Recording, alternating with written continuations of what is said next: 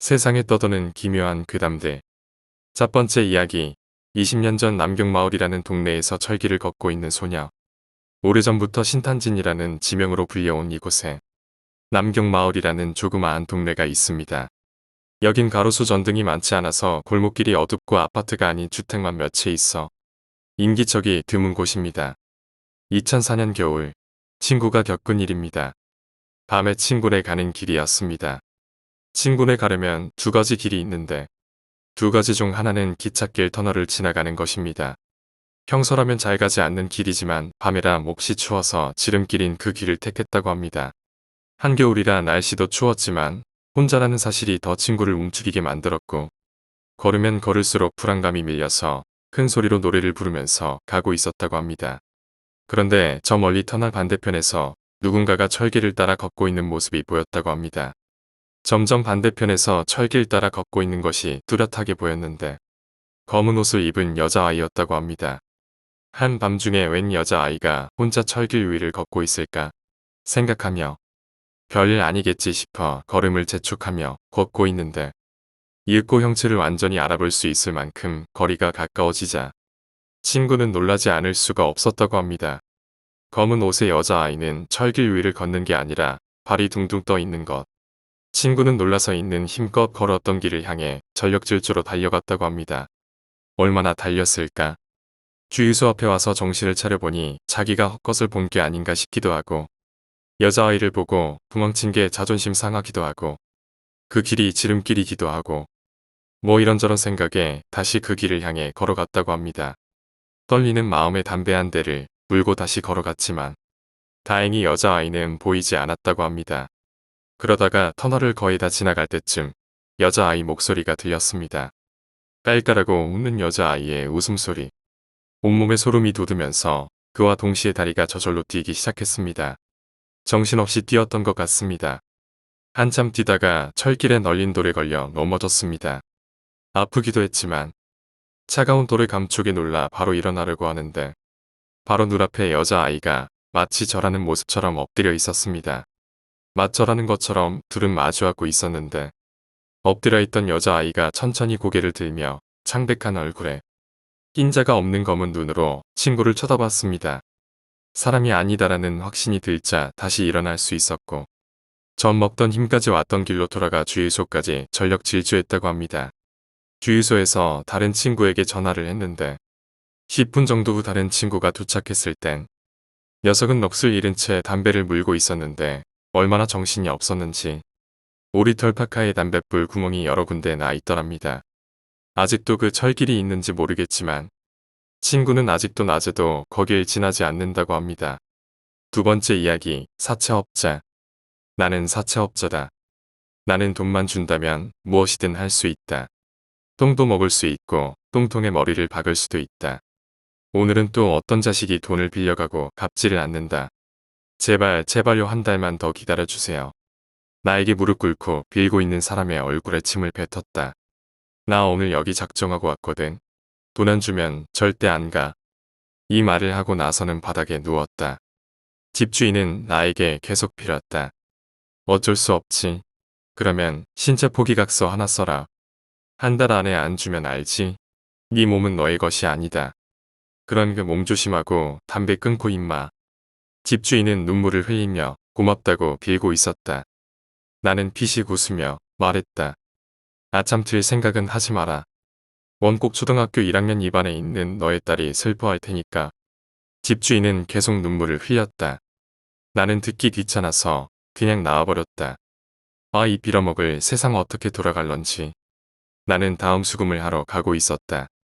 집에 도착하니 병들은 아줌마와 고등학생으로 보이는 딸이 있었다. 나는 지금까지 그래왔듯이 돈을 달라고 소리를 지르며 사람을 때리기 시작했다. 돈을 계속 안 주자 딸을 데려다 빡천에 팔아버렸다. 아함, 오늘 일은 여기까지인가. 나는 언제나 그렇듯 사무실 소파에서 잠이 들었다. 꿈속에서 지금까지 나 때문에 시달린 사람들이 나왔다. 나는 이내 꿈에서 깨어났다. 빌어먹을 개꿈이군 제기랄. 하지만 이상했다. 하루도 아니고 일주일도 아니고 1년이 지난 지금까지도 그 개꿈을 계속 꾸고 있었다. 목사에게도 가보고 스님에게도 가보고 용하다는 퇴마사에게도 가봤지만 부질없는 짓이었다.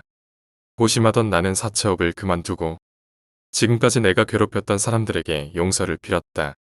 하지만 꿈에는 그 사람들이 계속 나왔다. 빌어 처먹을. 왜 이런 거야. 나는 그렇게 하루하루를 페인처럼 보내기 시작했다. 한때는 사채업으로 수십억을 장난감처럼 주고 다니던 내가 술값과 도박비로 전부 다 탕진했다. 결국 나는 사채업을 썼다. 역시나 내가 돈을 갚지 못하자 그들은 우리 집에 와서 행패를 부리기 시작했다.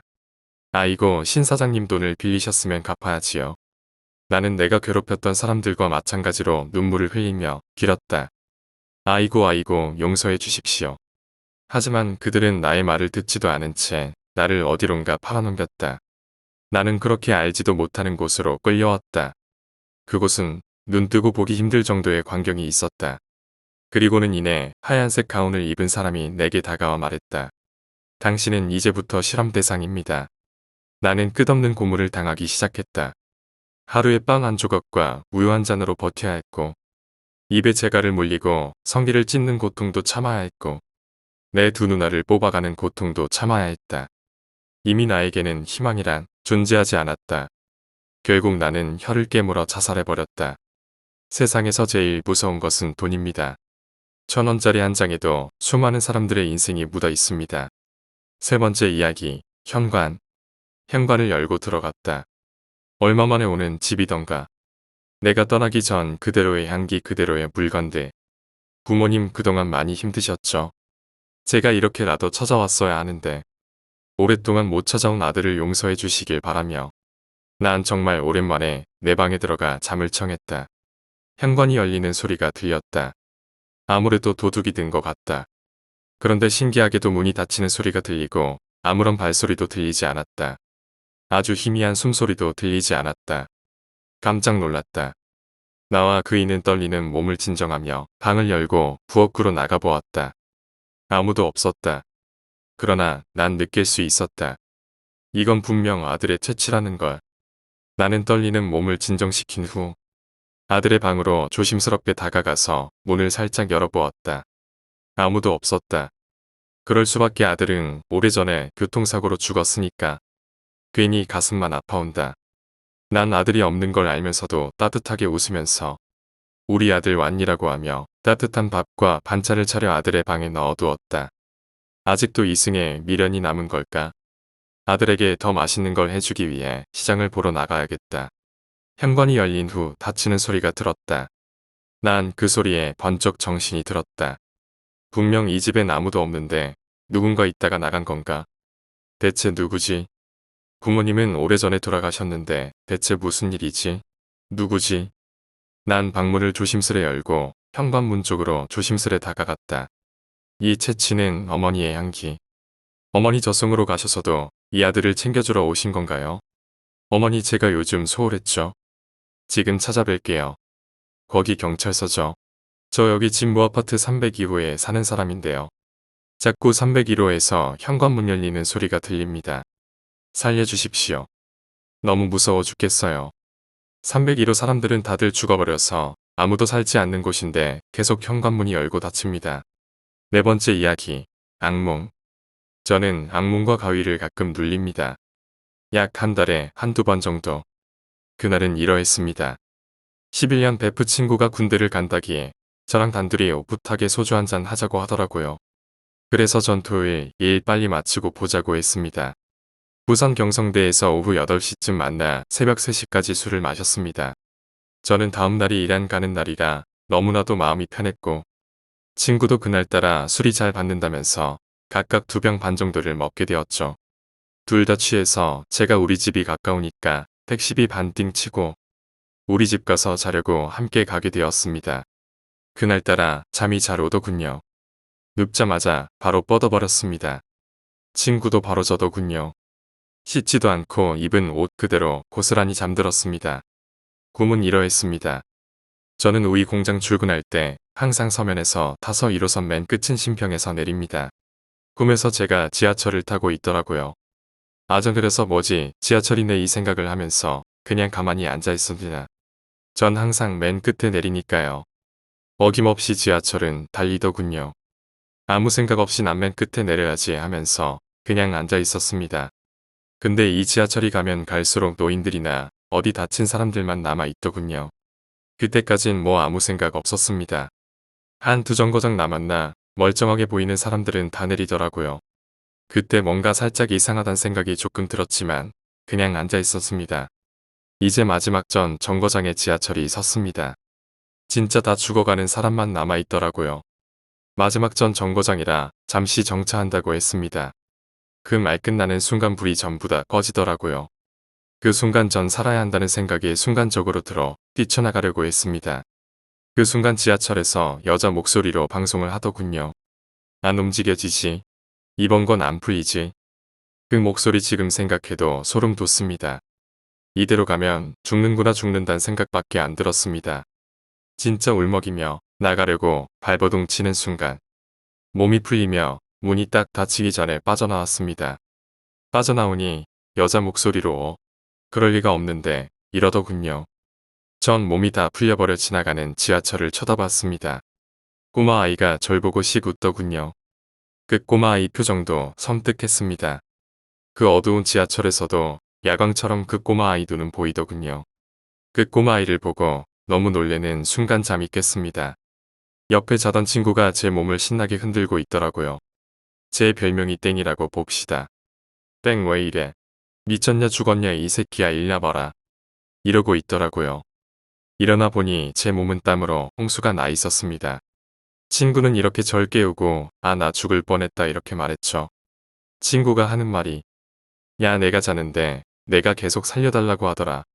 그래서 니 졸라 깨웠는데 안 일어나서 개쫄아서라고 하더군요. 전 친구가 너무 고마워 끌어안고 눈물 찡했습니다. 나 너 아니었으면 죽었다 친구야 고맙다. 5번째 이야기 노래방 알바의 이야기. 제가 매우 친하게 지내는 한 형님께서 동네에 노래방 하나를 인수하게 되셔서 저와 제 친구가 종종 가게를 봐드리거나 아예 거기서 아르바이트를 하기도 했었는데 그때 겪은 짧은 이야기입니다. 1. 제가 겪은 이야기. 형이 결혼 준비를 하게 되시면서 2주 정도 낮에 결혼 준비 때문에 가게 좀 봐달라고 부탁을 받았어요. 그때 마침 군 전역 후에 별로 하는 일도 없어서 용돈벌이나 하면 되겠구나 싶어서 기쁜 마음으로 하겠다고 했어요. 낮 12시에 오픈, 저녁 7시쯤 퇴근하는 손님 두세 팀 정도밖에 안 받는 놀고 먹는 아르바이트였죠. 한날은 제가 12시에 출근을 해서 전날 형이 덜 치워놓고 나간 방을 정리하고 어차피 손님도 없는 거 방의 3분의 1 정도만 전원을 켜놓고 바닥 청소하려고 대걸레를 빨아서 오는데 20명 이상 회식대에 놓을 수 있는 가장 큰 방에서 노래방 기기 전원 켜지는 소리가 나고 있었습니다. 그 순간에는 왜 아무렇지도 않게 생각했었는지 모르겠습니다. 켜지도 않은 큰 방에서 기기 켜지는 소리가 나고 고장난 회전 조명이 돌아가고 있었습니다. 청소를 마치고 카운터에 앉으면서 순간 오싹해진 저는 조심스럽게 큰 방을 힐끔 보았지만 그때 회전 조명은 멈추어 있었고 전원은 켜지지 않았습니다. 잘못 들었을 수 있지 않냐고 하실 수 있지만 다른 방은 청소를 하기 전에 전원을 켰기 때문에 다른 방 소리를 잘못 들었을 리 없고 네 하면서 전원이 켜지는 모 회사의 기기 말투를 제가 좋아해서 따라서 중얼거렸기 때문에 더욱 착각할 수가 없는 상황이었습니다. 2. 친구가 겪은 이야기. 제 친구는 저보다 성격이 엄청 꼼꼼해서 청소도 잘하고 손님 빠지면 뒷정리도 바로바로 하는 게으른 제가 보기엔 살짝 결벽도 있는 친구입니다. 그 친구가 낮에 흔치 않은 단체 손님을 받고 그 큰 방에 방을 주게 되었답니다. 대낮부터 술도 많이 먹고 바닥에 이것저것 흘려놓기도 하고 해서 친구는 투덜투덜 대면서 청소를 했답니다. 청소를 다 마치고 나서 카운터에서 인터넷질을 하고 있었답니다. 그런데 그 큰 방에서 마이크 헤드 부분을 손으로 톡톡 쳐서 소리가 울리는 그런 소리가 나는 겁니다. 3에서 4회 정도. 친구는 잘못 들었겠거니 하고 그냥 넘어갔었는데 얼마 지나지 않아 마이크가 켜진 상태로 떨어지는 쿵 소리가 나서 놀라서 그 큰 방으로 들어가 봤지만 마이크는 청소 후에 잘 정리해 둔 거치대에 있었다고 합니다. 그리고 마이크 전원은 잘 정리해 둔 것처럼 전원도 꺼져 있었다고 합니다. 3. 형이 해준 이야기. 위에 있고 얼마 지나지 않아 저와 친구는 형에게 있었던 일들을 이야기해드렸습니다. 그랬더니 처음에 형은 너네들이 기가 허한 거라고 핀잔을 주시다가 이야기해 주신 것이 그 큰 방에서 가끔 코러스 나오지 않는 부분에서 코러스가 나오거나 일반적인 하울링과는 다른 여자 목소리 비슷한 하울링이 나기도 했다는 겁니다. 사실 그 큰 방이 빔 프로젝터로 쏘는 스크린 화면에 무선 마이크까지 구비되어 있는 동네 노래방치고는 상당히 우월한 시설임에도 특별한 경우가 아니라면 그 방은 잘 내주지 않으려 한답니다. 6번째 이야기, 가면. 어느 한 여성이 다급하게 사람들이 모여있는 곳으로 뛰어들어가 외쳤다. 살려주세요. 살려주세요. 미친놈이 절 죽이려 해요. 살려주세요. 사람들은 굉장히 많았다. 그렇기에 사람들은 누군가는 도와주겠지라는 생각으로 아무도 움직이지 않고 자기 갈 길을 가고 있었다. 그러던 도중 여자의 시야엔 칼을 품속에 숨기고 오는 미친놈이 보이기 시작했고 여자는 미친 듯이 울부짖었다. 살려달라고 저 남자 좀 어떻게 하라고 그러나 아무도 반응이 없었다. 괴한은 마치 이 모든 상황을 예견한 것처럼 천천히 아주 천천히 여자의 목숨을 위협했다. 결국 여자는 복부에 차디찬 물체가 들어옴으로써 자신을 도와주지 않은 다른 사람들에게 살기 어린 피눈물을 보인 채 천천히 쓰러지기 시작했다. 그런 상태에도 사람들은 그 여자에게 시선만 살짝살짝 주고 자기 갈 길을 가버렸다. 누군가는 전화해주겠지라는 생각에 그런 군중들의 생각은 반은 맞고 반은 틀렸다. 길 가던 어린 아이가 신고를 했다. 결국 그 사건은 미궁으로 빠져버렸다. 그렇게 사람들이 많았음에도 누구 하나 목격자가 없고 누구 하나 범인의 얼굴을 보지 못한 어느 지하철 안. 사람들은 각자가 자기 자신만의 세상에 빠져있던 차였다.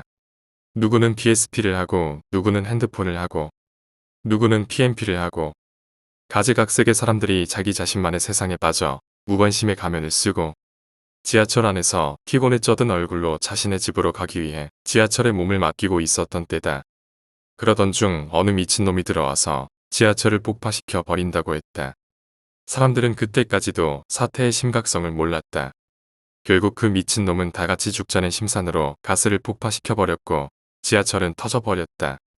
그리고 살아있던 사람들도 빠져나갈 생각을 하지 않았다. 그들의 머릿속에는 다들 가만히 있으니 나도 괜찮겠지라는 생각을 가지고 있었고 와글자기는 살 수 있을 거란 생각이 들었기 때문이다. 옆에서 다른 사람이 괴로워해도 자기 자신만은 살 수 있다는 생각을 가지고 말이다. 결국 생존자는 먼저 행동한 자들 뿐이었다. 여기서 왜 가면이 나오냐고? 과연 저들이 가면을 안 쓰고 있었을까? 분명 저들은 가면을 썼다. 무심함의 가면과 이기의 가면을 말이야. 아, 내 소개가 조금 늦었군. 앞서 말한 것처럼 난 본명은 밝힐 수 없고 가면이라고 칭해주게. 이건 내 자랑일 수도 있는데 난 여태껏 살인을 저지르면서 한 번도 잡힌 적이 없네. 어때, 정말 대단하지 않은가? 내 자랑은 여기서 끝내고 여러분에게도 살인의 기회를 주고 싶기 때문일세. 그렇다고 나를 까발리진 말라고. 일단 기본적으로 사냥감을 몰 때는 사람이 많은 곳으로 몰도록 길 가던 여자에게 접근해서 공포심을 유발한 뒤에 사람 많은 곳으로 가는 걸 지켜보게. 그럼 아마 10중 8구는 사람의 많은 곳으로 갈 거야. 그럼 그때 여자는 아까 본 것처럼 비명을 질러대겠지. 하지만 아무도 도와주지 않아. 그게 이 현대사회의 단점이거든. 나한테는 장점이기도 하지만 물론 걔 중에 존나 정의감이 투철한 새끼도 있어. 그런 새끼 있으면 그냥 조용히 자리를 빠져나와라. 그리고 그런 새끼가 없다면 조용히 접근해, 아주 조용히. 그리고 여자 옆에 가서 마치 모르는 사람인 양 옆구리를 찌르고 마저 가던 길을 가라. 그럼 사건은 미궁으로 빠져들지. 어때, 참 쉽지? 분명 널 본 사람도 있을 거야. 근데 걱정하지 마. 나랑 눈 마주친 놈들도 몇 명 있지만 그들은 날 절대로 신고 못해. 왠 줄 알아? 그 사람들 심리에 한번 살인한 놈은 또 살인할 수 있다고 생각하거든. 거기다 나하고 눈이 마주쳤으니 만약 나에게 무슨 일이 생기면 자신이 고발한 줄 알고 해코지를 하러 올까봐 두려웠어. 그냥 모른 척하다는 거지. 어때, 참으로 기발한 방법이지? 이제 나의 진정한 삶의 철학을 말하자면 말이야. 사람은 모두가 가면을 쓰고 다녀. 집에 가면, 학교에 가면, 직장에 가면, 평소에 가면, 상황을 탈피하기 위한 임기응변에 가면, 정말 셀 수 없을 정도의 많은 가면을 쓰고 다닌다. 난 그런 가면을 아주 시기적절하게 이용하는 놈일 뿐이고 말이야. 이젠 이런 말도 못하겠군. 현대사회의 장점 중 하나를 또 말해줄까? 내가 너희들에게 하고 싶은 말이기도 하다. 현대사회는 사람 간의 불신이 너무나도 팽배해서 곳곳에 CCTV라는 걸 설치했지. 시발 나도 거기에 걸린 케이스기도 하고 제2의 가면들에게 고한다. 일단 실행하기 전에 CCTV가 있나 없나부터 확인해 보도록. 내 말대로 따르면 아마 분명 살인의 쾌감을 느낄 수 있을 거야. 아, 장소는 어떻게 정하냐고? 야 임마 그건 내가 할 일이지. 내가 밥상까지 차려줬으면 됐지. 숟가락으로 떠먹여서 턱까지 움직여주랴. 가면을 쓰고 있는 사람들아. 그 가면을 벗기면 극도의 수치감으로 얼굴이 벌개지겠지. 이 세상에 가면을 안 쓰고 있는 사람은 없어. 7번째 이야기. 아는 누나의 실화괴담. 제가 중학교 3학년 때 아는 누나에게 들었던 이야기입니다. 유학 갔었을 때 평소 또래 친구가 없어서 아는 형 집에 매일 놀러 갔었는데요. 그 집에서 저녁 때 밥을 얻어먹다가 우연히 귀신 이야기가 나왔었습니다. 우연히 귀신을 믿냐는 저의 질문에 누나는 자신은 귀신이 있다고 믿으며 자기의 경험담을 얘기하기 시작했습니다. 언제부턴가 누나는 자주 가위에 눌리기 시작했답니다. 처음에는 숨쉬기 힘들고 몸을 움직일 수 없는 상태가 지속되다가 날이 갈수록 가위가 눌리는 게 잦기 시작했고 점점 누군가 보이기 시작했답니다. 처음에는 어떤 검은 형상이 몸 위에서 자신을 짓누르고 있었고 가위가 잦아지면서 그 형상이 뚜렷하게 보이기 시작했답니다. 무서운 얼굴을 한 여자 귀신부터 할아버지 귀신, 남자 귀신까지 매일 자신의 목을 조르는 귀신이 바뀌었다고 합니다. 알아듣지 못할 이상한 소리를 해대며 목을 조르는 귀신부터 고래고래 소리를 지르는 아줌마 귀신까지 엎친 데 덮친 격으로 누나는 불면증에까지 시달리게 됐고 곧 몸과 정신도 망가지기 시작했답니다. 누나는 계속되는 가위 증세에 혹시 몸에 문제가 있는 것은 아닌가 해서 병원에 가서 정밀 검사를 받아보았으나 병원 측에서는 아무 이상도 없다고 나왔었답니다. 혼자 자취를 했던 누나는 아주 가까운 지인들 몇 명에게만 이런 자신의 상황을 이야기했고 지인들은 잠자리를 바꾸어 보라 혹은 문부신을 해라는 방법을 알려줬다고 했습니다. 그리하여 누나는 집에 있는 책상과 침대 및 모든 가구의 위치를 바꿔보고 몸에 좋다는 보양식을 찾아다니면서 먹었다고 합니다. 그 결과 효과는 있었으나 누나가 받는 고통에 비하면 3분의 1도 미치지 못했다고 합니다. 그래도 계속되는 귀신의 괴롭힘에 누나는 신경이 날카로워졌고 그로 인해 가까운 지인들과의 마찰도 찾았다고 합니다. 가끔 친구들이 집에 찾아와서 같이 자고 그러면 편히 잠들 수 있었지만 그때뿐이지 지인들도 모두 회사를 다니고 일하는 성인들이라 매일같이 그러기도 힘들었다고 합니다. 그렇게 무서운 상황 속에서 누나가 썼던 방법은 텔레비전을 켜고 소리를 좀 높이고 많은 인형들을 침대에 여기저기 빈틈없이 놓고 자면 조금은 무서운 마음이 가라앉았다고 합니다. 어느 날도 누나가 그렇게 인형들을 여기저기 놓고 엎드린 채로 잠이 들었는데 한참 잠을 자다가 이상한 낌새에 눈을 슬며시 떴는데 역시 가위가 눌렸었답니다. 엎드려 있는 자세라 시야도 좁을 뿐더러 고개를 돌려 방안을 보고 싶었으나 몸이 움직이질 않았다고 합니다. 근데 갑자기 누군가 노래를 흥얼거리는 소리가 들려왔다고 합니다. 어린 아이가 동요를 흥얼거리는 듯한 노랫소리가 들려왔고 침대 위에 자신이 아닌 다른 누군가의 무게가 느껴졌답니다. 이윽고 침대 위에서 어린 아이의 새하얀 발이 보였고 자신이 누워있는 침대를 막 뛰어다니기 시작했답니다.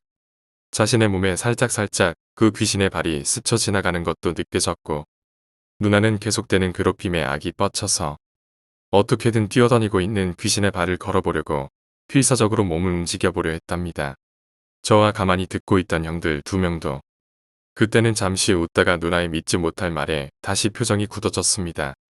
가위가 깨고 일어나 보니 침대 위의 인형들은 방바닥에 모두 떨어져 있었고 계속되었던 귀신의 괴롭힘에 누나가 반항하기 시작하자 이제는 집에 있는 물건들이 날아다니기 시작했다는군요. 주위 사물들이 획하고 지나가면서 몸이 긁히기도 하고 거울이나 창문이 깨지고 귀신의 괴롭힘은 더욱더 강해지기 시작했답니다. 이야기를 하는 그때의 누나의 모습도 엄청 마른 모습이었습니다. 정말 뜻밖에 없었는데 그때가 더 심했다고 말하니 상상만 해도 끔찍하더군요. 어찌됐든 그 후로 누나의 부모님도 누나의 초췌한 모습을 보고 사실을 알게 되셨고 기겁하시면서 집으로 데리고 갔다고 합니다. 그리고 부모님이 부적을 써오고 몸보신도 시키고 노력을 하셨고 그 결과 더 이상 귀신의 모습은 나타나지 않게 됐다고 하더라고요. 아무튼 그 누나의 이야기를 듣는 내내 긴장감을 멈출 수 없더라고요. 더군다나 아는 사람이 그런 폴더가이스트 현상도 겪었다고 하니 믿어지지 않아 몇 번이나 다시 진짜 본인이 겪었냐고 물어보기도 했었고요. 그 이야기도 같이 집에 사는 형들도 처음 듣는 이야기였다고 하더라고요. 누나도 그 이야기는 살면서 아무에게나 하고 싶지 않은 이야기라고 하면서 다른 사람에게 말하기를 거부하며 비밀로 해달라고 했습니다. 후에 누나는 혼자 자취는 절대 하지 않고 하고도 싶지 않다고 했습니다. 하지만 저는 누나의 이름을 거론하지 않으면서 많은 시간이 지난 후에 이렇게 잊지 않고 올렸죠. 8번째 이야기, 후회. 과거로 돌아간 기분이다. 10살 때의 내가 보였다. 그 당시 나는 자동차를 너무나도 좋아해 최고의 레이서가 되려고 꿈을 먹었다. 그러나 내가 점점 나이가 먹어감에 따라 현실의 벽에 부딪혀 꿈이 점점 잊히는 듯 했다. 내가 20살이 될 무렵 다시 한번 잊혔던 꿈을 잡아 실행해 보기로 했으나 또다시 벽에 가로막혔다. 그렇게 점점 사회에 때에 찌들어갈 무렵 아는 지인들과 함께 레이싱 대회에 참전하게 되었다. 레이싱 대회를 보며 그동안 내가 잠시 잊고 살았던 꿈이 다시 생각났다. 난 내 꿈을 마주 보자마자 부끄러워 숨고 싶은 심정이었다. 난 이렇게 때에 찌들어 온몸에서 퀴퀴한 악취를 풍기는데 꿈은 아직도 내가 어렸을 적 보았던 그 하얗고 포근한 느낌 그대로 있었던 것이다. 난 내 꿈에 떳떳해질 때까지 꿈에게 미안하지만 다시 꿈을 나만의 하늘 위로 보내버렸다. 구름 위로 멀리 날려보냈다. 그리고 뒤도 안 돌아보고 다시 나의 자리로 돌아왔다. 다시 치열한 삶의 경쟁 속에서 하루하루를 보내고 꿈에 떳떳해지기 위해 열심히 레이서가 되기 위해 노력했다. 그러는 도중 레이싱 동호회에서 나와 같은 사람들을 만나 같은 꿈을 향해 나아갔다. 근데 이상하게도 꿈을 향해 걸어가면 걸어갈수록 안개 속에 있는 듯이 점점 더 알 수 없는 곳으로 향하는 듯한 기분이 들었다. 하지만 신경 쓰지 않고 계속 앞으로 나아갔다. 나만의 꿈이 있는 곳을 향하여. 그러나 꿈이 나를 자꾸 피하는 것만 같았다. 꿈이 다가오면 난 뒷걸음질 치고 내가 걸어가면 꿈이 뒷걸음질 치는 것 같았다. 가뜩이나 이 나이 먹고 주위 시선에 못 살고 회사의 등살에 못 이기는데 꿈마저 나를 배신하는 걸까? 왜 지금에서야 이런 생각이 드는 걸까? 이미 늦은 것. 꿈은 날 피하지 않았다. 내가 피했었던 것뿐이지. 내가 꿈을 정면으로 바라보는 순간 형체가 없던 꿈이 아주 어리고 귀여운 소년으로 변해 나를 보며 눈물을 흘리고 있었다. 왜 눈물을 흘리고 있니? 내가 널 버렸는데. 넌 왜 나를 위해 그렇게 눈물을 흘리니? 분명 누군가가 보았다면 내 얼굴도 화사하게 웃으면서 눈물을 흘리고 있었겠지. 미안하다 미안해. 30대 중년 남성 투신 자살. 어때 내 레이싱 솜씨가? 최고의 레이서가 될 만하지? 내 옆에서 소년이 빙그레 웃고 나도 활기차게 웃고 있었다.